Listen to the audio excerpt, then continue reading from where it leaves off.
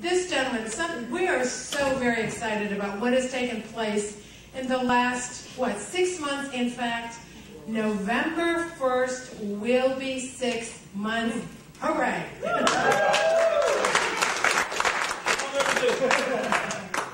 So, what our president, CEO, has done is just take this company, this industry, to a whole new level.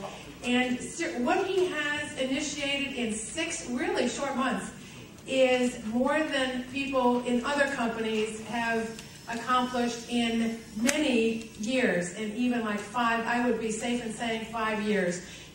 We daily have new things that are enhancements or new videos. He is doing great things for our company. Now, let me tell you a little bit about this man.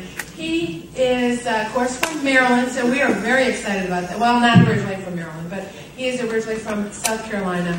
But he's been here several years, and this is one of his homes because he certainly calls Las Vegas his home as well. At this point, sort of home. We still don't want to give him up. He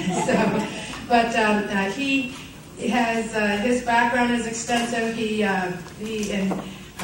was in a town that has a lot of Marine Corps. Paris Island is the training boot camp for Marine Corps, anybody in the Marine Corps. And his father was in the Marine Corps. His mother was a teacher. He was surrounded by teachers, so that really prepared him well for what he was, the path in his life, because that Marine Corps discipline. He subsequently became a Navy. He was in the Navy. He became a Marine Corps officer. And the teaching that his mother's a teacher, and aunts and so on, and that really enabled him to, he always has a drive and a thirst for learning. So that has enabled him and prepared him in other ways. He's got software development background. He has much experience and many years experience in the network marketing arena. Before ComF5, he was part of some other companies, but he was a reseller for ComF5 for 10 years, and he had the biggest team in the company. And you got to know that when he was asked to be president CEO, that was a total shift for him. And he had freedom before. And he has a wife and a child, 11-year-old daughter, soon to be. And that was a shift for him to be able to take on that position. And we very, very much appreciate that. What he has done, again, is huge for the company, for each one of us, that means. So we appreciate his giving up some of his time, because he is a family man. He is here for a few weeks, but he's half the time in Vegas. In fact, more time in Vegas in recent months because of having to get things moving and rocking and just on great footing and great track. So my absolute pleasure to bring up our ComF5 President and CEO, Earl Mann.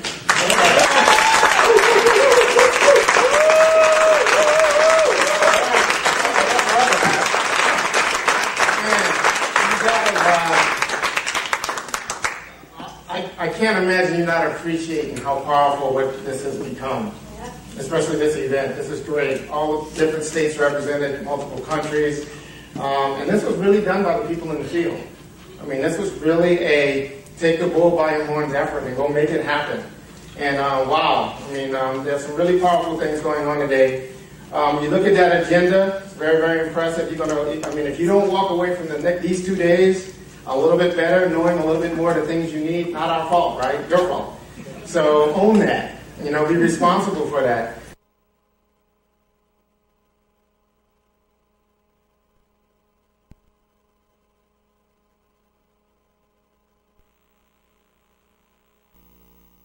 Right? Well, nothing to do with silicon-based technology, right? It has everything to do with you.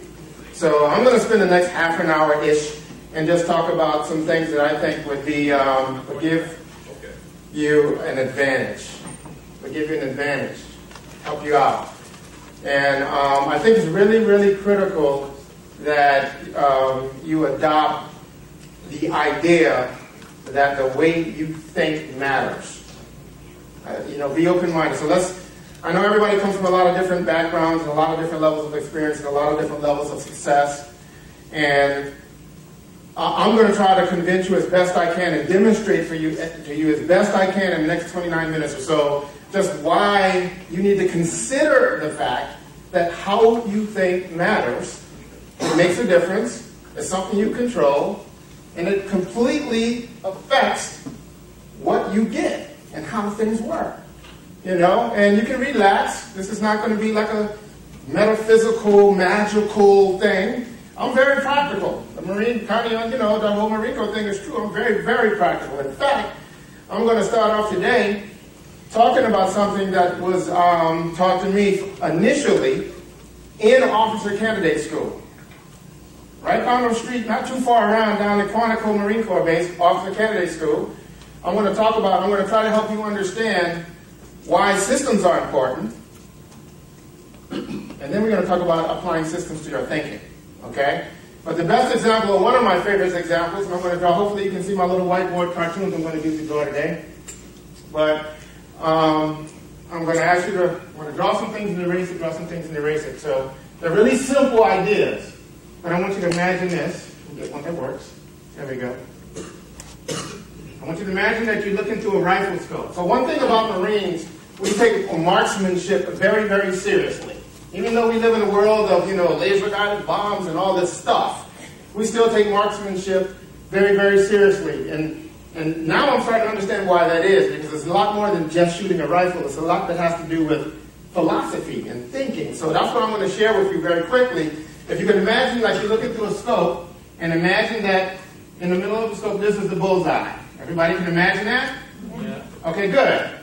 Now I want you to imagine that you're looking through this same scope, but you back away from the bullseye. You back further away in the distance, okay? So if you were looking at that same thing further away in the distance, can you imagine it would look small? Everybody with me? Yeah. I need feedback just to make sure that we communicate, because if I don't get feedback, it's my fault. That means you didn't understand what I said. I'm going to say it over and over and over in many different ways until we communicate. We good? Yes. Outstanding. So what we have here is a really small bullseye. The further away you get from it, the smaller it is. Everybody's good, right? This is the thing. There's nothing that stands still in the known universe. Everything is moving. So what they teach you how to do is to control yourself, to how to sit and how to angle, use bone-on-bone structure, and how to slow down your breathing, how to slow down your heart rate, right? To slow down all the movement, because what happens is, when you're looking at the bullseye, it's moving around. And there's nothing you can do to stop it. Now here comes the biggest advice I can give you, and this is the theme around which I'm going to talk about for the next, probably down about 20 minutes now, about the next 20 minutes or so, is what they tell you to do is once you apply the system, once you get in a position, because that's a system, once you get into the position, once you apply the system, to relax and accept the movement, accept the wobble. And let me show you why that's such a huge thing, why that turns out to be such a big thing. Let me see if this is going to work. It's going to help. Yeah, that works great. Okay, because what's happening is this. The little bullseye is moving around, right? You're in the system. You got your breathing down. You're calm. You're steady. And the little bullseye is moving around, moving around. And when you relax and you start to pull the trigger, your bullets are all inside. They're moving around, but they're all inside of the bullseye. Now, if you follow what you see, if you see the bullseye moving around, and you chase what you see, your bullets end up outside of the bullseye. It's called chasing the bullseye. In fact, when you have a coach there over you, because you sit down there shooting, and they're looking at your target way down there with binoculars, and they see the bullets going out of here, you know what they tell you? Stop chasing the bullseye. Relax. Relax. Accept it. Accept it. Now, that's marksmanship in like 20 seconds, but you know what? Most people don't apply a system, right? And without applying a system, it seems logical to go after what you see. And if what you see moves, then you move. If it moves this way, you move that way. If you move this way, you move that way. Guess what? According to my Marine Corps friends, you're never going to hit your target. By doing what seems to be the most common thing to do, which is chase what you see. How many people know people, I'm not going to put it on yourself, I won't even say if it's you. So how many people know of people, like the one in the mirror, but how many people know of people that say they want to do X? So they do it for 5 minutes or 5 days or 5 months, and then they do it different for 5 minutes or 5 days or 5 months, and they do this and they do that, because they see this and then they see that, and they move all around, and they just change, right? And they never get anywhere. They're always at square one. This is a very, very powerful, thanks guys, this is very, very powerful idea. Everybody got that idea, because I'm going to build on this. That's stepping stone number one. We're going to build a little block. We like in kindergarten. That's block number one. Everybody got that block down? Yeah. Good. We're going to build on top of it. Let me tell you what I believe to be the most dangerous, deceptive thing. Maybe known to man. I don't know. That's a big build-up, isn't it? You know what it is? It's this right here. Straight line. Straight line. Straight line. Now let me tell you what I mean by that. And these are easy concepts. I'm giving you easy things you can write down and remember, right? Because simplicity things, simple things stick. But let me tell you why this is such a big deal.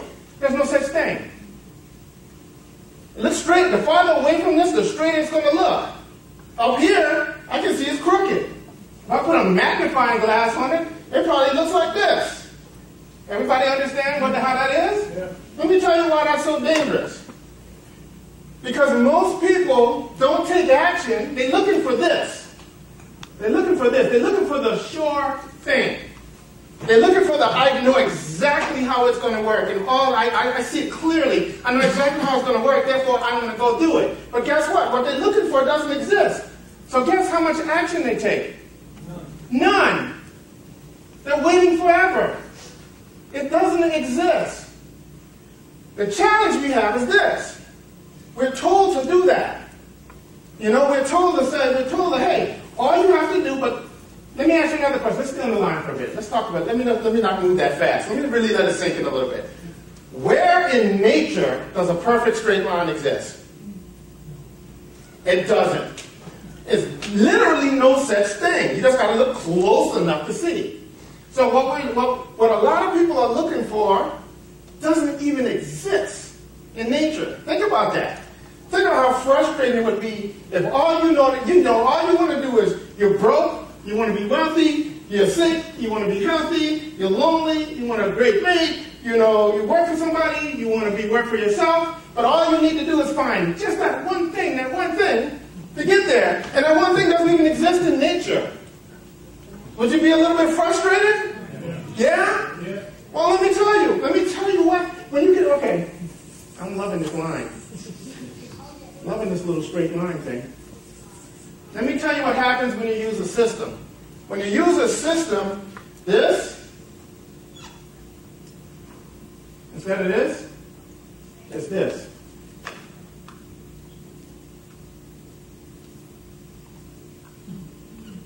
And this is your activity. How many people understood that just now? How many people understood that just now?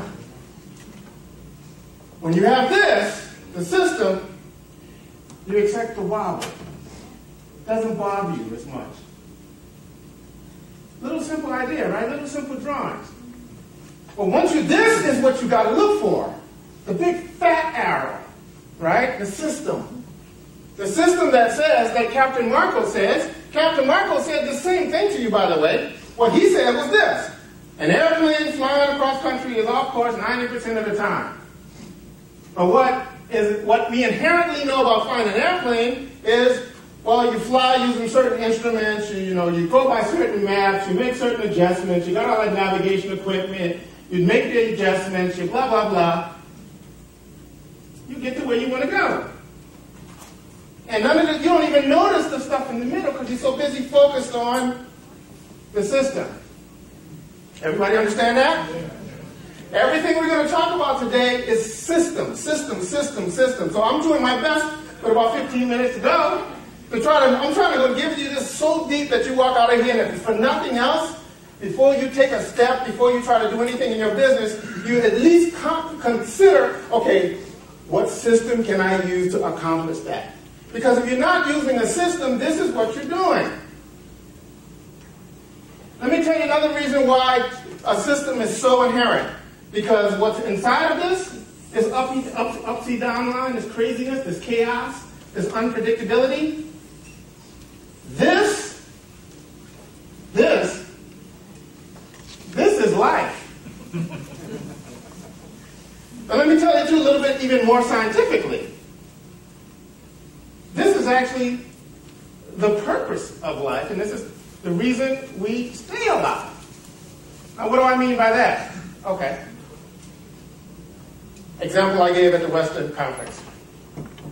Biologists will tell you that one of the benefits of sex, right, in the animal kingdom, in the world kingdom, is that it mixes up the gene pool, right? You know why that's so important? Because you take a pond and you put, let's just say, tadpoles in it. They have fixed DNA. Each tadpole DNA is what it is. But guess what's changing constantly? The pond. Right. The pond. The environment. Rain, stuff going in it, chemicals if they're around man, just all kind of stuff, right? Guess what the biggest thing they can do to ensure the survival of their species? Mix up genes so that the next generation has different combination, and then the next generation has different, right? Because who knows what combination you're going to need to have to survive that clan war? Who knows? Change is the point. Change is the point. What's exciting to me about this whole idea is because we're now adopting these philosophies in business. Let me ask you a question. Name one of the most successful companies in the world right now. Everybody said the same company. Let me ask you a question. They just came out with a new iPhone when? A month ago. How many people think it's possible to make it to this time next year and they not put out another phone? They have built a business around constant change. Constant change. So if there's anything that I think the title that the title of my little conversation I'm having with you is Success Principles, but I'm giving you one. Success principle to deal with a changing environment is simple. You need to expect change, embrace change, leverage change, and be change. Your relationship to change will determine how successful you are at anything. Right? I know some of you don't believe me, so I'm going to get out of the military for a minute. Now I'll give it to you from, let's do it from a psychological, sociological discipline point of view. So my daughter goes to Montessori school. And when she first went to that school, I didn't know nothing about it because it's totally different from what I did. I didn't understand what they were doing. And a woman came to town and gave a speech on the science behind Montessori. Me being curious, I went to learn. I went to see. And the beautiful thing was, for 1 hour, the woman just gave experiment after experiment after experiment and the results and let you draw your own conclusions. Didn't even talk about what they did or how, but at the end of the day, you kind of got it. So let me share an experiment with you that I think will help a lot of you. And remember, I'm trying to talk you in. I'm trying to convince you. I'm trying to sell you on the idea of using systems. So blatantly, this is what I want you to buy today. I'm selling. I want you to buy it for your own good, but I do want you to buy this idea of using systems. So this is the thing. They did a test on, they wanted to measure the relationship between perceived control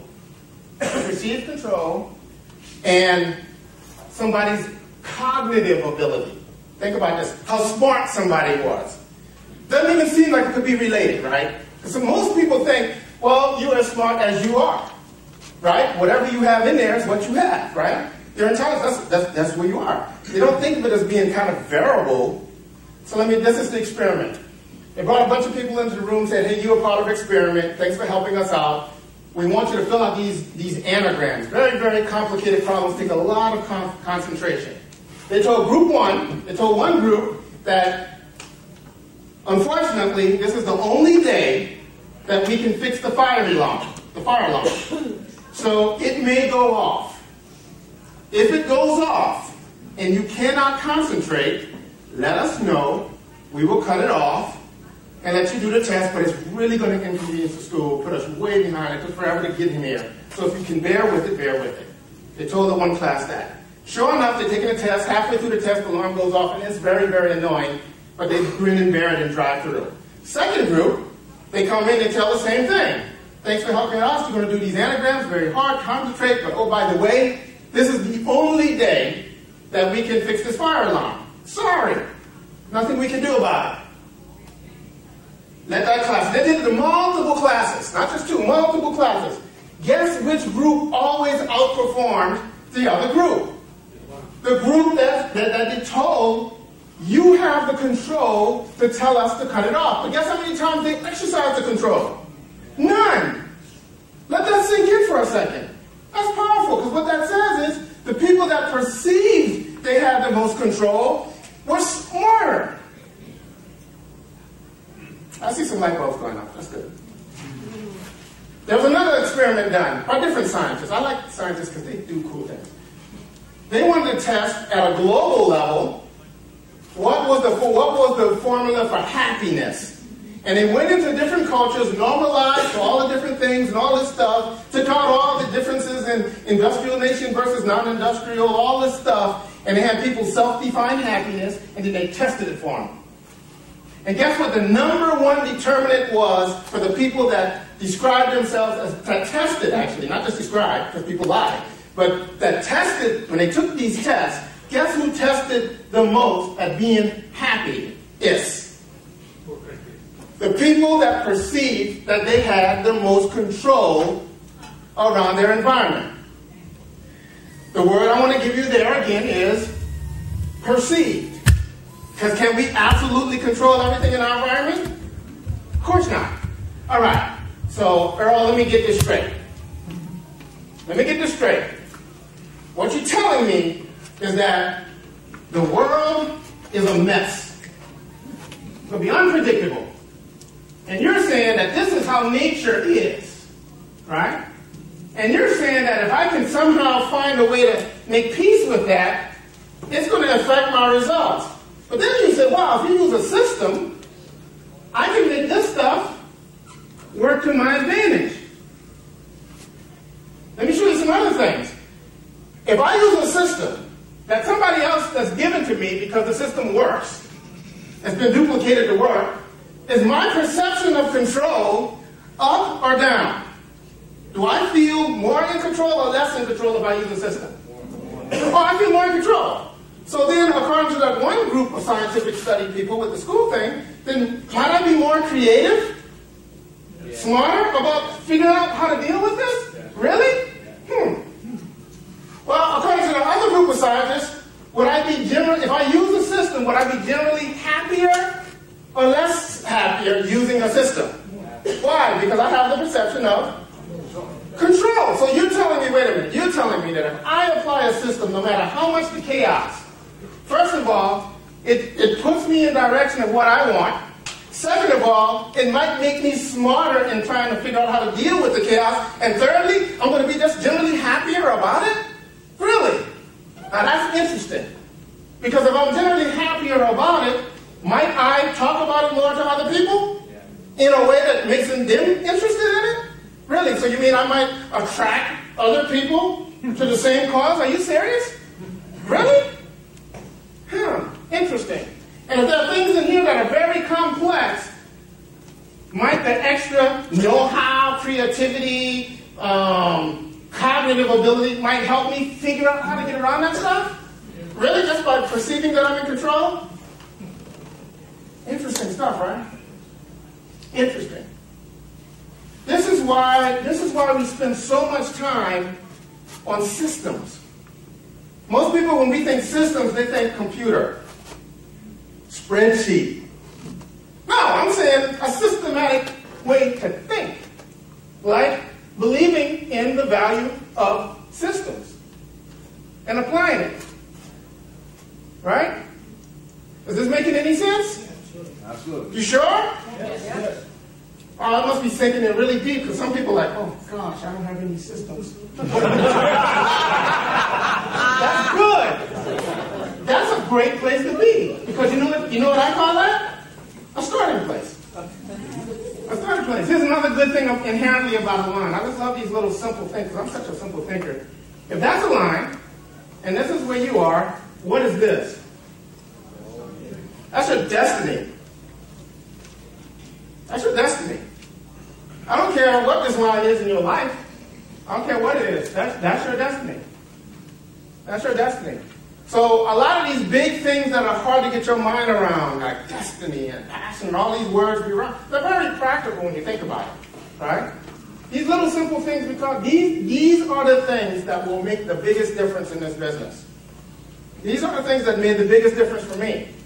I mean, so I go back 10 years ago, or whenever that was, a little over 10 years now, and I had to have a reason. I had a big reason. So I was in corporate America, and I couldn't. What it became clear to me was that I was here.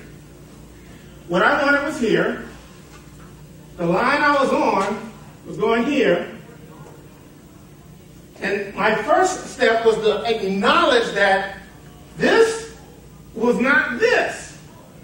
And nothing I could do in there could get me there. That was the first acknowledgement. That's a big one. That's a big one. Because most people say they want this, and everything they do points to that. Everything they do. Let me give you a simple way that was told to me that I didn't even understand. It was so simple when you told it to me. He said, Earl, you can only play the game. You can only win the game you play. Like, well, that makes no sense. Of course. But when you think about it, this is what most people do. Now when I hear that statement, I laugh because it's so true. Because this is what I see every single day. This is somebody. I want to be in the Super Bowl. So let me keep playing baseball. I want to be in the World Cup. So let me keep running marathons.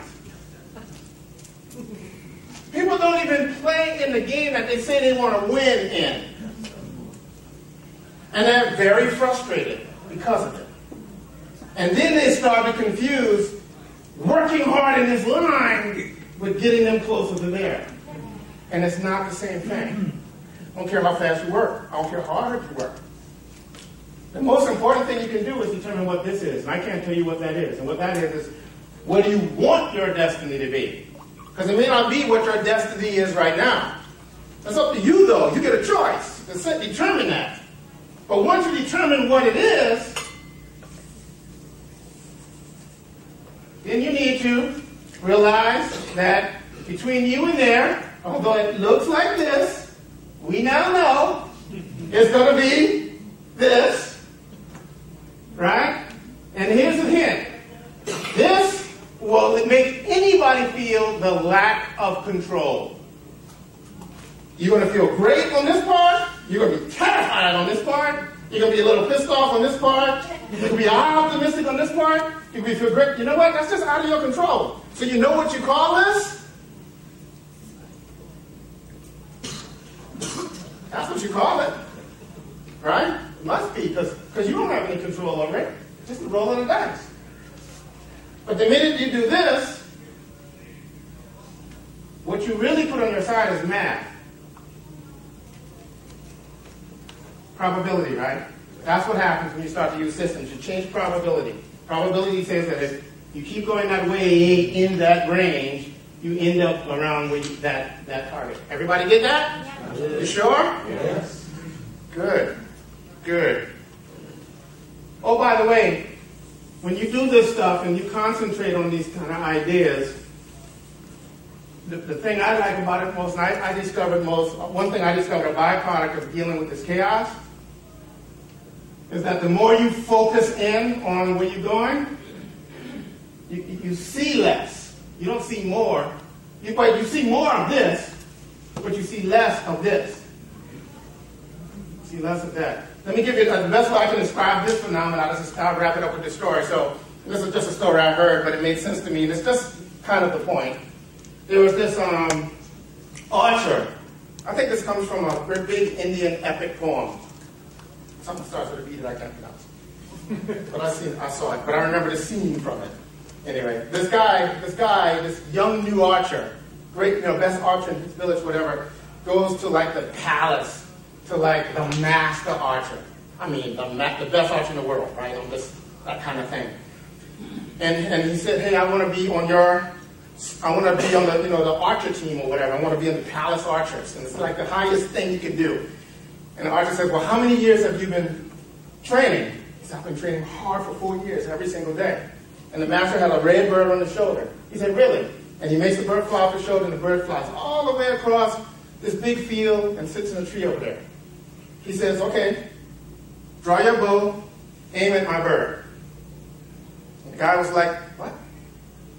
He says, draw the bow, aim at my bird. And he does. He draws his bow and aims at the bird. He says, okay, tell me what you see. He says, I see a bird sitting on the branch in a tree. Well, he says, what else? I see the blue behind the clouds. I see the clouds moving slowly by. I can tell which way the wind's blowing, so I can make my adjustments. He said, okay, do me a favor. Go back, study for 5 years, and come back. You're not ready. Guy goes home, comes back in 5 years because he's dedicated. He says, I'm back. He says, oh, it's you again. He said, what have you been doing? I've been practicing every day for 5 more years. He says, really? Same bird, different bird, or same bird. I don't know how long the birds live. But he makes the bird fly. Same thing. He says, tell me what you see. He says, I see the bird. I see the screen around it. But now I'm stronger in my stance. I can move less. I see the variance. I'm there. I can know I'm going to kill this bird. He says, okay, tell you what, go home. Come back in 5 years. And the guy's dedicated, so the guy goes home and comes back. 5 years later. Same thing. Bird goes, same bird, goes, bird's getting old, so I have to wait a little bit longer. Bird gets there. Red bird, he says, okay, tell me what you see. The guy says, red. He says, don't kill my bird today. He said, now you're ready to join us. So that was just an illustration of what I was going to try to explain to you the hard way about how the more you focus, the less you see. Right? The more you focus, the less you see. And you can know how you can tell what people are focused on? By how many different things they can complain about what they're trying to do. You know? If somebody comes to me and they're trying to lose 20 pounds, but they start saying, but you know, my job is doing this, and my car is doing this, and my job is all that, and they give me 15 things they see. No, they're not really focused on that yet. But when you can narrow it down to like 1 thing or 2 things, oh yeah, that person's focused. Because guess what? There's chaos around everything. It's always the wrong time to do a project. It's always the wrong time to start a business. I hope I'm not telling you anything new, but the parents out there, I bet you at the point you found out you had kids, you weren't sure, huh? Are we ready? Turned out to be an awesome thing, but there's always hesitation because of this chaos. You don't know. And you know why that you feel that way? It's really simple why you feel that way and why you wait, because what you're looking for doesn't exist. You're looking for a fantasy. You're looking for something that's made up. It doesn't exist. So, what the goal of all the speakers here today, and they're coming at you from a lot of different angles and sharing a lot of different valuable information. Each and every one of the ones so far today and the ones to follow tomorrow will be talking about nothing other than a system that you can use to build this business, or a systematic, which is a system, way to approach doing this business, or a systematic way to apply doing this business, or a systematic way to talk about doing this business. Because that's how you handle the chaos. That's how you make this whole thing possible.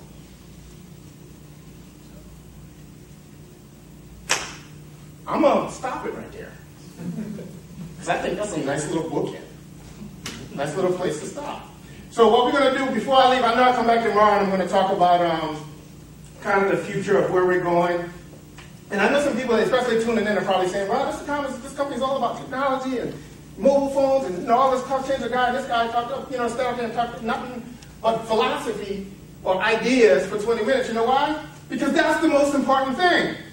I can't tell you what a phone, what value a Comment 5 e-marketing engine will have to you if you don't have that.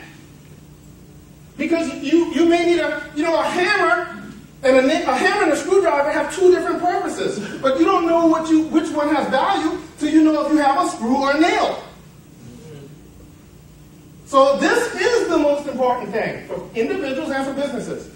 So take the same exact conversation I just had with you about you, business owners, and step back and say, okay, now I'm a business. And apply the same thing. Same laws. These are like laws of the universe. So your business should have a focus. Your business should have direction. Your business should use systems. Otherwise, your business is doing what people do, wandering around, frustrated and confused. Make sense? Yes, absolutely. All right, any questions? Good.